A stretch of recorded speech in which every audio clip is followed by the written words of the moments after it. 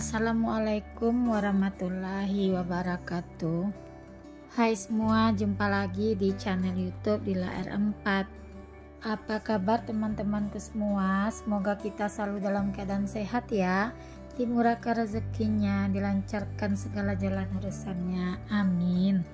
Alhamdulillah, senangnya masih bisa sapa-sapa teman-temanku semua dan share kegiatan aku lagi ya. Dan sampai jumpa juga teman-teman di dapur aku yang satu garis ini, dan dapur aku yang gak ada estetiknya sama sekali ya teman-teman.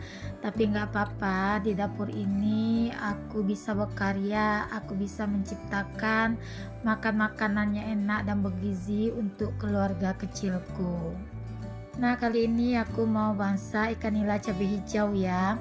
Itu ikan nilanya aku marinasi aja menggunakan bumbu marinasi ya teman-teman. Nah, bumbu marinasi ini juga cocok untuk kita bikin ikan lele di sambal atau ikan lele digoreng gitu ya teman-teman.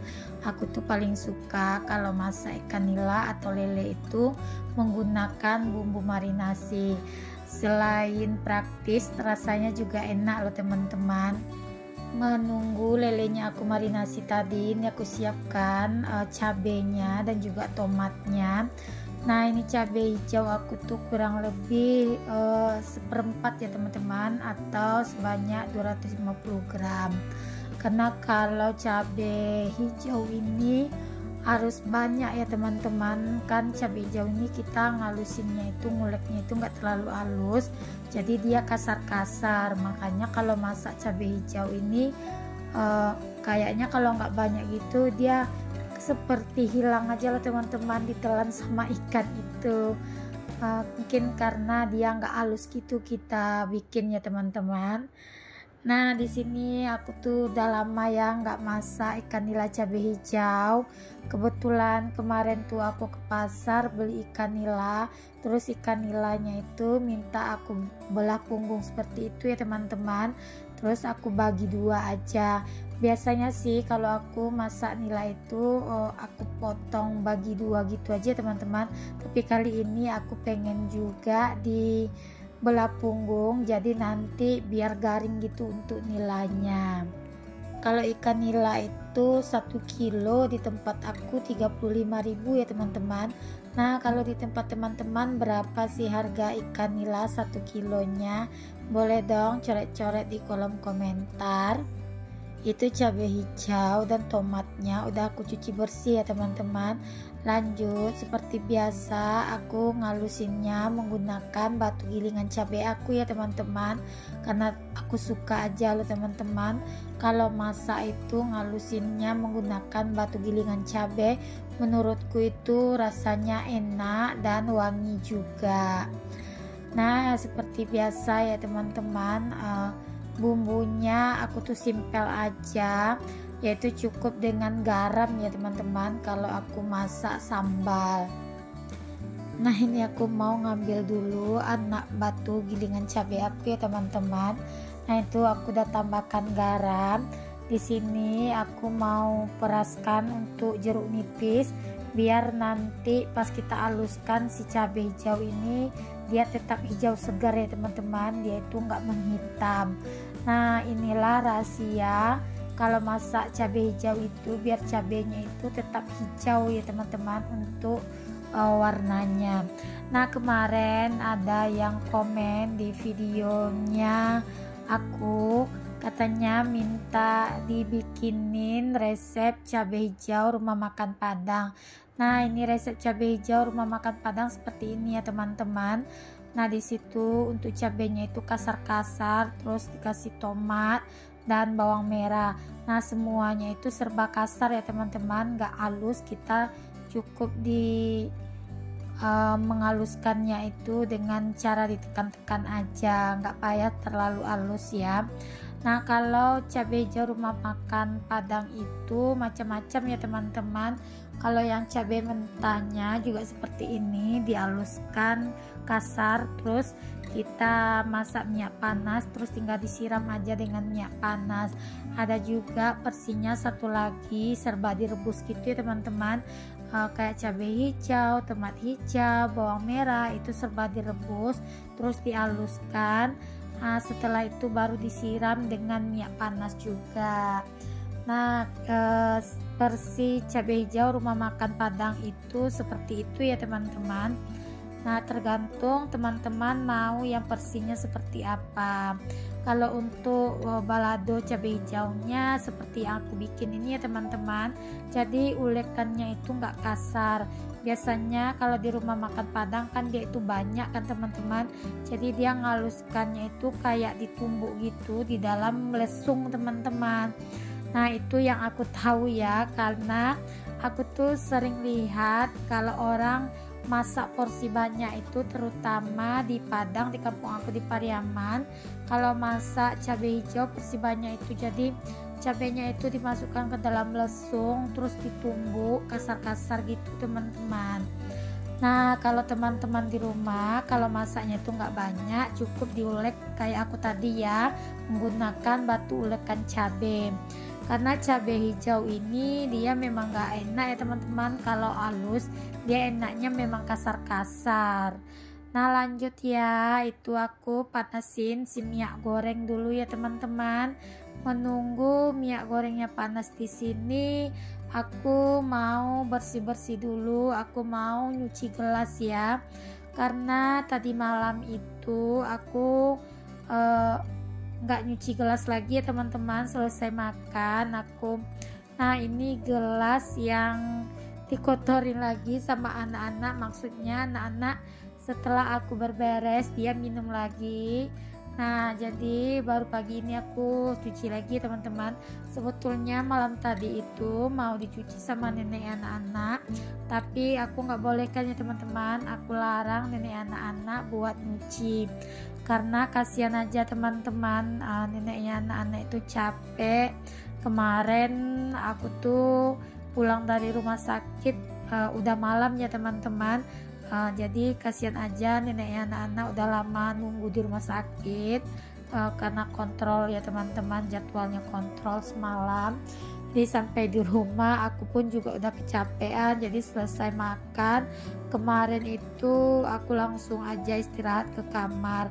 Kebetulan aku memang lagi nggak sholat gitu ya teman-teman, jadi kemarin aku memang betul-betul luar biasa banget terasa capeknya. Dan aku juga bilang sama nenek anak-anak, nggak usah diberesin area dapur, biar aja pagi-pagi aku besok yang beresin.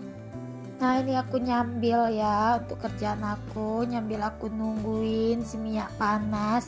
Di sini aku lanjut aja bersih-bersih, cuciin gelas-gelasnya ya. Sebetulnya nggak banyak juga ya teman-teman gelasnya yang kotor ya. Kalau untuk piring seperti biasa, aku tuh selesai makan selalu membiasakan anak-anak buat lanjut mencuci piring mereka. Jadi kalau untuk piring aku nggak ada yang bertumpuk gitu ya teman-teman, karena aku memang nggak suka kalau selesai makan itu untuk piringnya nggak dicuci. Kadang-kadang kan kalau nggak disiram dengan air itu kan nanti kering teman-teman, jadi kita nyucinya itu susah juga. Nah, satu lagi, kalau misalnya siap makan itu nggak dicuci, yang ada kita itu kedahuluan dengan lalat ya teman-teman. Jadi aku nggak suka banget lihat kalau selesai makan itu ada piring yang bertumpuk di atas wastafel. Meya sih aku kalau piring itu nyucinya itu di luar ya teman-teman. Aku juga ada tempat cuci piring di luar, jadinya walaupun di luar aku tetap ya teman-teman, selesai makan itu wajib bagi aku buat cuci-mencuci untuk bagian piring. Kalau gelas sih nggak masalah ya teman-teman, karena kan kalau gelas itu nggak bakalan juga diinggapin lalat ya. Tapi aku memang nggak suka juga loh teman-teman, habis minum itu gelas itu berserakan di atas tempat masak ini. Nah, ini minyak aku udah panas, lanjut aja aku mau goreng untuk si ikan nilanya ya teman-teman. Nah, beginilah pekerjaan aku, selalu nyambil ya. Ini sambil aku goreng ini kan, di sini aku mau bikinin susu si Abang Razik. karena si Abah Razik tadi udah selesai mandi dan mau berangkat MDA ya teman-teman. Nah di sini kalau untuk susunya si Abah Razik itu dia itu nggak suka ya teman-teman, susunya itu aku aduk atau dilarutkan.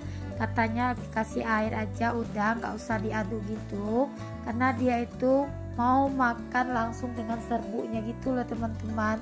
Nah anak-anakku ini kadang-kadang lucu ya teman-teman cara minum susunya, tapi nggak masalah, yang penting mereka itu rutin aja setiap hari minum susu.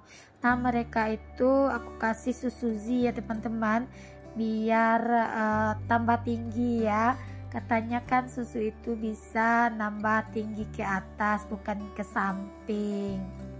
Nah ini lanjut ya teman-teman, nih aku gorengin lagi untuk ikan nilanya. Nah ini untuk gorengan kedua, di sini aku menggorengnya sampai 4 kali ya, tapi nggak aku record ya teman-teman menggorengnya sampai selesai, takutnya nanti teman-teman bosan liatin aku gorengin ikan terus. Di kompor sebelah itu tadi aku tuh merebus minuman herbal aku seperti biasa ya teman-teman, ada kunyit, jahe, serai dan juga laos. Nah itu boleh juga dipotong-potong atau dicoper semua. Nah ini lanjut, ikannya udah matang. Di sini nyambil aku nungguin ikannya itu semua selesai digoreng. Di sini aku mau potong-potongin dulu untuk sayur wortel karena aku mau bikin sop sayur ya. Nah nanti sop sayurnya aku tambahin sayur brokoli dan juga aku juga ada labu siam gitu ya teman-teman. Kemarin itu pas puplet udah pada aku bersihkan semua, tapi untuk si wortel kemarin gak aku bersihkan ya teman-teman. Nah kali ini aku potong-potong si wortelnya, dan tadi udah aku kupas bersih juga untuk wortelnya itu ya teman-teman. Nah ini sambil aku udah selesai motongin semua. Di sini aku mau panasin minyak buat numis sayurnya. Nah ini aku tumis bawang merah, bawang putih dan juga daun bawang ya teman-teman. Nah aku tuh suka kalau masak sayur itu daun bawangnya juga ditumis langsung dengan bawang merah dan bawang putih, jadi aromanya itu lebih wangi. Tapi kadang aku lupa juga teman-teman, kadang-kadang aku juga masukkan untuk daun bawangnya itu pas sayurannya itu udah mendidih. Tapi nggak apa-apa, sama-sama wangi menurut aku ya untuk aroma bawangnya. Nah di sini lanjut aku mau masukkan wortel sama labu siam karena ini kan keras ya teman-teman, jadi untuk empuknya tuh lama. Untuk si brokoli aku itu masukkannya nanti pas sayuran yang dua itu udah matang ya teman-teman atau udah empuk gitu. Nah di sayuran tadi aku juga nambahkan daun sop ya teman-teman. Nah ini aku udah selesai ya buat goreng ikan. Lanjut aja, di sini aku mau gorengin si cabai hijaunya. Nah tadi karena minyaknya itu lumayan agak hitam karena bekas kunyit gitu ya teman-teman, jadi minyaknya itu aku ganti ya, tapi tetap juga sih aku tambahin juga sedikit minyak bekas gorengan ikan tadi agar rasa cabenya itu ada ciri-ciri khas ikannya, maksudnya ada bekas gorengan ikannya teman-teman, jadi ada wangi dan juga ada enak. Nah itu lanjut juga ya, ini aku saringin dulu minuman herbalnya. Seperti biasa setiap pagi aku selalu bikin 3 ya, satu untuk aku, satu untuk adiknya aku, dan satu untuk neneknya anak-anak. Kalau ada Pak suami di rumah sih biasanya aku tuh bikin 4 ya teman-teman. Pak suami juga setiap pagi aku juga sering kasih dia minuman rimpang ini ya teman-teman. Nah minuman ini bikin badan kita segar juga karena katanya bisa mendetok racun di dalam tubuh. Nah di sini lanjut, cabai hijaunya udah matang, aku gaul semua ya teman-teman untuk ikannya. Nah teman-teman di rumah pagi ini masak apa? Boleh dong coret-coret di kolom komentarnya aku. Nah di sini aku mau mengucapkan terima kasih banyak ya buat teman-teman yang udah setia nonton video aku. dari awal hingga akhir tanpa di skip-skip.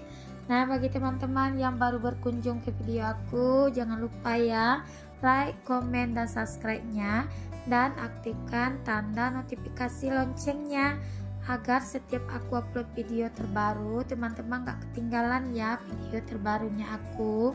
Nah, kalau teman-teman suka dengan video aku, bagi teman-teman yang mempunyai akun sosial media, boleh dong video aku dibagikan ke akun sosial media yang teman punya. Nah, jadi dengan begitu teman-teman telah membantu aku buat mengembangkan akun aku ya teman-teman. Nah, di sini baru aku masukkan untuk brokolinya ya. Jadi brokolinya itu tetap hijau ya teman-teman pas masaknya, karena dia kita masukkan udah terakhir ya teman-teman. Dan brokoli ini juga matangnya juga enggak lama ya. Nah, ini juga salah satu rahasia agar brokoli kita itu dimasak tetap hijau.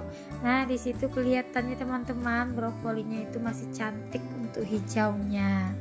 Terima kasih banyak ya atas dukungan teman-teman ke aku selama ini. Nah, ini menuku pagi ini ya teman-teman. Assalamualaikum, sampai jumpa di video selanjutnya. Bye bye.